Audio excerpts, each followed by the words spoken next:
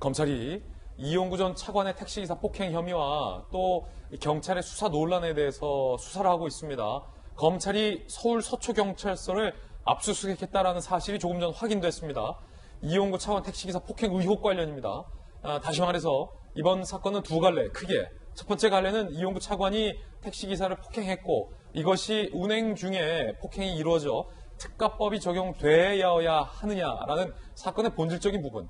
그리고 두 번째 갈래는 이 사건을 수사하는 데 있어서 경찰이 사건 초기에 이 전 차관에게 부적절하게 특혜를 준 것 아니냐라는 의혹. 그리고 이 사건이 무르익으면서 경찰 전 차원에서 이용구 전 차관에 대해서 특혜를 준 것은 아니냐라는 이 크게 두 가지 갈래를 검찰이 현재 수사 중입니다. 그것과 관련해서 지금 서울 서초경찰서를 전격 압수수색한 것은 매우 의미 있어 보이는데요. 일단 이재명 기자, 서울 서초경찰서라 함은 이용구 전 차관의 택시기사 폭행 장면이 담겨 있다라는 블랙박스 영상을 보고도 못 본 걸로 할게요 라는 보고를 상부에게 올리지 않기도 않았던 주무 담당서 아닙니까? 그렇죠. 지금 경찰이 나름대로 서울경찰청 수사부장을 단장으로 한 진상조사단을 꾸렸죠. 그런데 검찰은 그와 무관하게 일단 강제 수사를 하겠다 이런 의지를 분명히 보인 게 아닌가 싶습니다. 그리고 이용구 차관 당시 피해 영상을 택시 기사도 당시 담당 경찰관도 얘기했다고 그러고 또 이제 오늘 언론이나 여러 언론을 보면 블랙박스 업체에서도 경찰에게 그 사실을 알렸다고 합니다.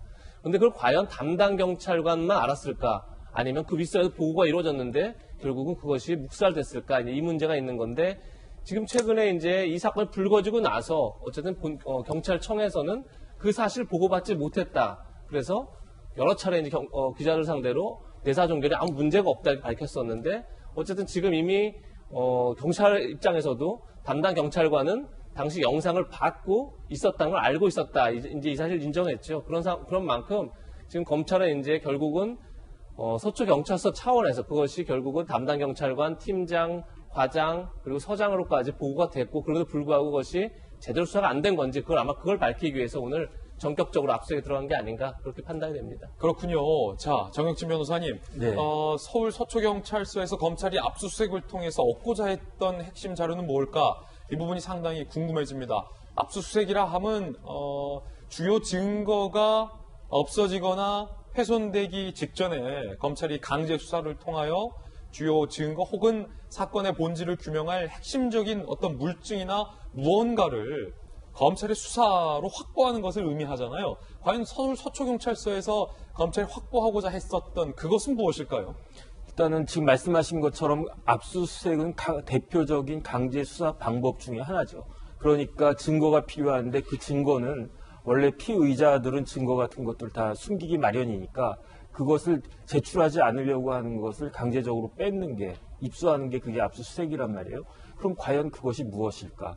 폭행과 관련된 것은 전 아니라고 봐요. 예. 왜냐하면 폭행과 관련해서는 이미 피해자가 충분히 다 납득할 수 있을 만한 뭐 영상 같은 것들을 다 제출을 갖다 했기 때문에. 그리고 검찰이 결정적으로 영상을 복원해냈죠. 네네. 포렌식을 통해. 그렇기 때문에 여기에 뭐 추가적으로 더 뭐가 들어가는 것이 큰 의미가 있을까 하는 생각이 들고, 그렇다라고 하면 그것은 무엇일까? 제 추측인데요.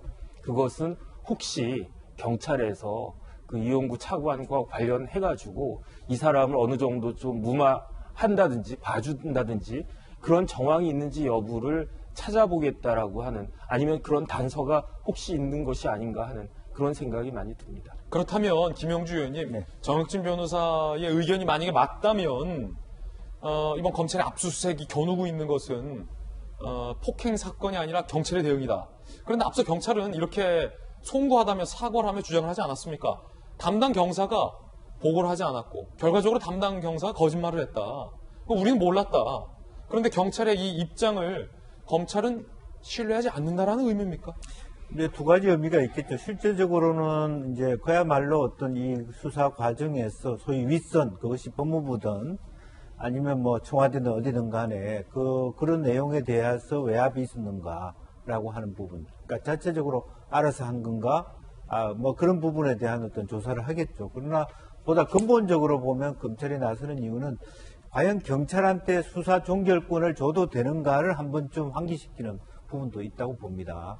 실제적으로 이런 상태에서 전체적으로 판단을 경찰 내부에서 했을 경우에 과연 말하면 권력자들의 비리가 밝혀질 수 있는가에 대한 문제, 이제 그런 부분들이 이 안에 함의가 있다고 보여지는 거죠. 다만 이제 그럼에도 불구하고 사실 검찰조차도 그런 부분은 자유롭지 않아요. 이제 그런 면에서 이제 그런 두 가지 측면이 있고, 실제적으로 보면 이 분은 당시 상황은 신분은 민간인 신분이었습니다만 어쨌든 정부에서 일한 적이 있었기 때문에 아마 이미 사전에 인지할 수 있는 인물이었다라는 측면이 핵심이 아닌가 싶습니다. 예. 자, 뉴스 속보가 단 2줄 들어왔는데 이 네 분의 패널 분들이 이렇게나 또 깊은 분석을 해주셨군요. 뉴스 속보 2줄 전해드렸습니다.